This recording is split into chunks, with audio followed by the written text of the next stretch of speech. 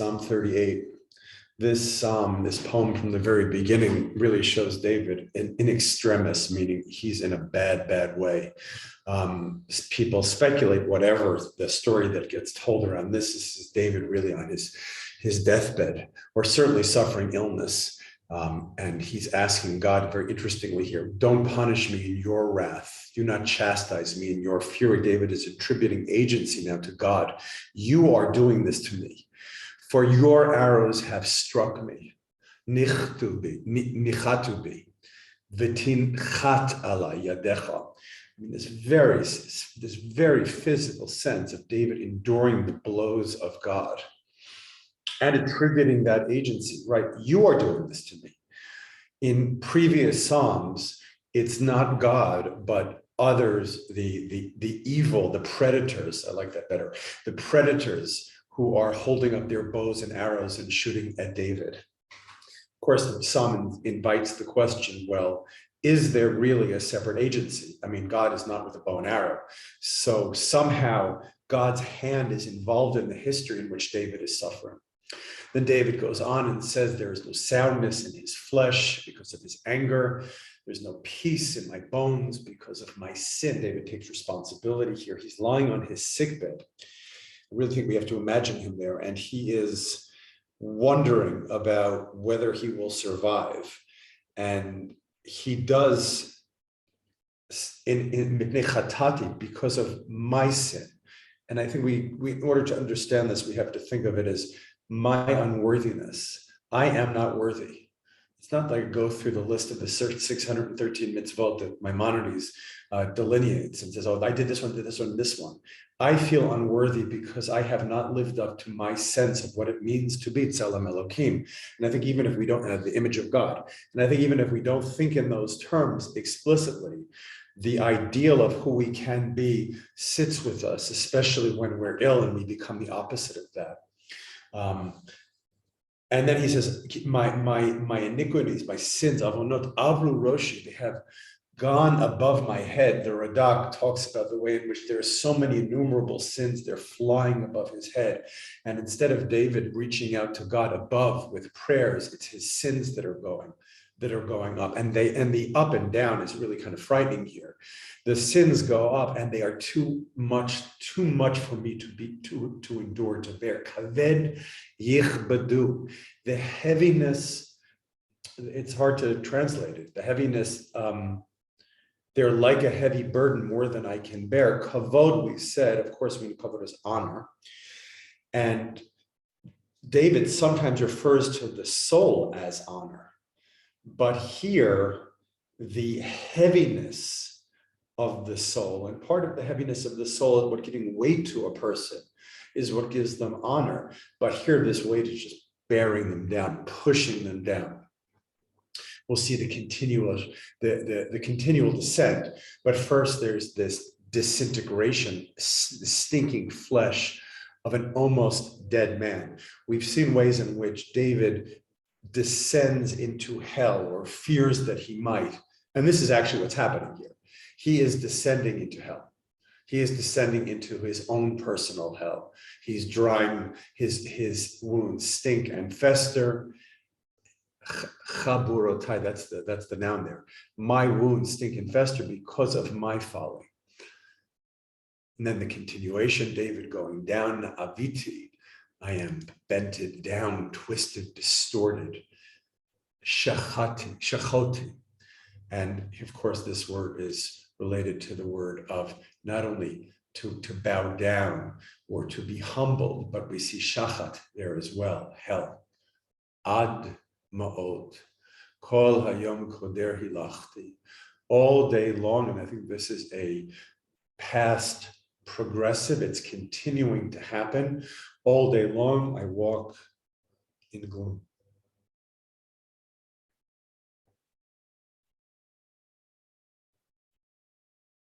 One of the Radak says at the end of the poem that this, at the beginning maybe, that this was written by David. In other cases, David is imploring his audience. He's showing his relationship to his audience. He's talking to God and to the people of Israel. Radak says here David is providing a template for all of Israel at the time when they feel this despair. And all these are all metaphors, this walking. We can both literalize it, but it represents a state of despondency which humans can relate to. My sinews are full of fever. There is no soundness in my flesh. Again, no soundness in my flesh. This is a repetition here of what we saw earlier in line 4. It's a kind of lamentation. And here's the further disintegration. I am benumbed. I am dissipated and crushed. Ad ma'od, right? Again, that ad ma'od, it appears, I think only, is it twice already here and not, I think only once in the rest of Psalms. And then we see a kind of shift here. Ad ma'od, shagti min hamat libi. I roar, and we've seen different kinds of people roaring in different states, lions roaring. Here, David is roaring because of the turmoil, because of the, he didn't want to, the translator doesn't want to double it, because of my growling and groaning libi. And libi is significant here. Libi is, we've gone down, down, down, down, down. Libi is the place in which the physical and the spiritual come together. In other philosophers, it's not a philosopher, in the 17th century, people were worried, as we've been talking a lot about, the relationship between spirit and matter, trying to find a place in which they come together. In Christianity, it's in the Eucharist, it's in the figure of Jesus. But here, soul and body come together in libi and in speech. And here, David is not going to speak in the next line, but he is going to Adoni negdecha kol ta'avoti, all my desires, vanachati, and my sighs or my groans from you are not hidden. So we don't have articulate speech here. We don't have David yet in prayer, but David says you hear even that. And libi comes in a way, libi is it's like emerging from this mess of a person almost without form. And the heart, the one who speaks, speech raises us out of this. Libi, and then we continue in line 11. Libi sachar char. My heart is reeling, surrounded by my thoughts. Azavti kochi, vo'ori eini, vo'ori einai gam heim ein iti. And here we're not talking about metaphoric eyes. David is saying, it's as if I'm without you. My strength has abandoned me. My sight has abandoned me. My friends and companions stand back from my affliction. David is purposely invoking the language of plague or of leprosy, in which the Torah says that a person who is a leper, he lives alone. He's in his own camp. This is David's biggest nightmare, right? Because David's mission and his mission and destiny is not only temporal, that is tending towards messianic days, but his mission also includes all of Israel. And here he's isolated. I mean, that's also something that comes out of this. David, utter isolation, utter loneliness. And there are those who seek his life and lay traps. People who want nafshi, we've seen that's like they actually want to kill him, v'dorshi ra'ati, and those who seek evil.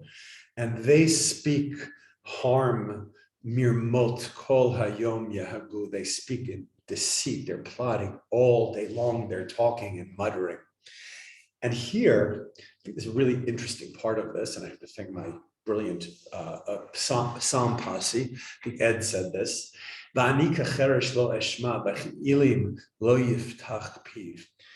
there are two ways of reading this. One is, I am in the state of being close to a broken shard, I'm sorry. I am deaf and I don't hear anything because I'm so weakened, and I am mute and I cannot open my mouth. I wish I could. Another reading, and I like this. This is brilliant. I think this is David's antic disposition. What is David's antic disposition, you ask? So those people who've read Hamlet, we know at the end of Act 1, because he is in a in a place where everybody is a predator, everyone. And the means of predation, the means through which people are preying on others is through language, through traps. I mean, they're real traps as well. Here it's not, so in this reading, David is listening but not reacting. And we'll see it, this reading gets supported, but I am like a person, lo shomeh ein befiv tochachot. And it continues, I am like a person who doesn't hear. I'm like a person, and I'm unable to respond. I have no retort. I'm silent. So Radak learns that here, so I think Rashi learns the first word we've said. The Radak learns here, going along with the antic disposition and not the weakness shot, that David is silent here because he doesn't want to provide ammunition for those who are trying to oppress him. That David won't he won't be a part of their plot. It's like when you get into an argument with somebody, don't get into arguments with people, because all they want you to do is buy into their very limited way of looking at the world. And then even if you, and then there's no possibility of really expansion because you're stuck in that story. And David is meditating upon a story which has no limits. We'll see that in a minute. So, and so this is all strategic. And then here, Ki lecha Hashem hochalti atatana Adonai Elokai. You will answer, but I wait for you. You will answer me, O Lord my God.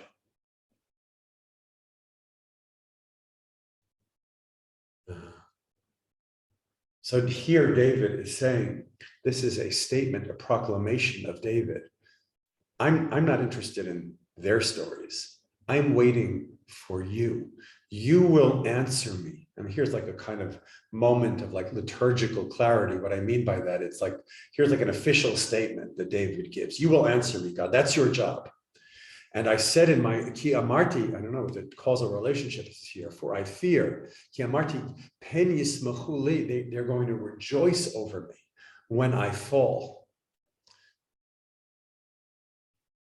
And they will magnify their own names upon me. So all of this goes up, back. I'm not going to give them the chance to triumph over me. I will remain silent. And then David says, Ki ani letzela nachon. I am on the verge of collapse and my enemies are against me always. Ki ovani agid edag mechatati. I acknowledge my iniquity and my sin. I think here, what I meant to say earlier, this is the proclamation. When he says I'm a sinner, it's not David saying, woe is me, I'm a sinner. It's I am in relationship to something else aside from you other evil people. And he's surrounded by all of these people. So we have a sense of David's utter really desperation. Desperation is part of faith. That's what we learn from Psalms. It's not something where you just wipe away your desperation. This is faith, right? And in a way, this is such a depressing psalm, but you see David's assertion of himself, libi, his faith. Umishalme ra'at hachatova. They who repay evil with good. Hisnoni tachet radfi tov. They hate me because I pursue the good. I think, one of the things that's happening here, we saw this from the very first psalm, is David is defining what good is. It's those who pursue me. They repay. Mishalmi ra. They repay. They're evil. They're evil. They pay evil for my good. My good stands out. What's opposite to me is their evil, and they hate me. Why do they hate me? Why do bad people hate me? Why do predators hate me? because I pursue the good.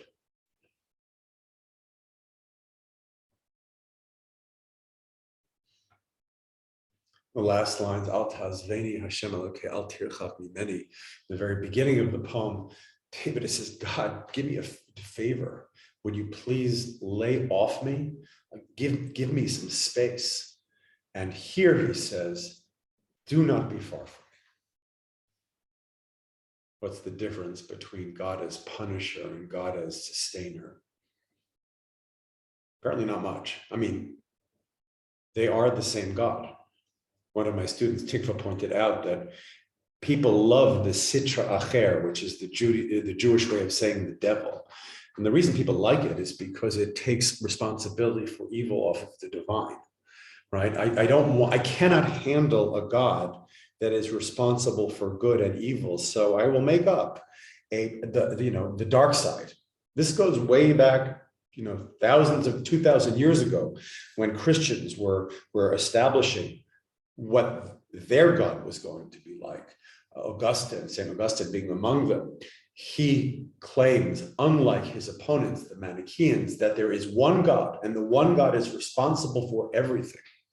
That's problematic because he's also responsible for suffering. The Manichaeans they said, we'll posit a force of evil, and that will be another divine agent. Of course, the Manichaeans, while they solved the problem of God's goodness, they run right into the problem of God's all-knowingness, or all-powerfulness, because now he's sharing the stage. But it's the same God for David. Chusha, hurry to my aid. God, my deliverance. And here, the Ezrati is very physical. Give me what I need. And Shuati is my salvation. And we realize when David is sitting on his bed that the two things are the same. They are the same for David. Because when David gets help and he gets well, he can live out the story that leads to God's salvation.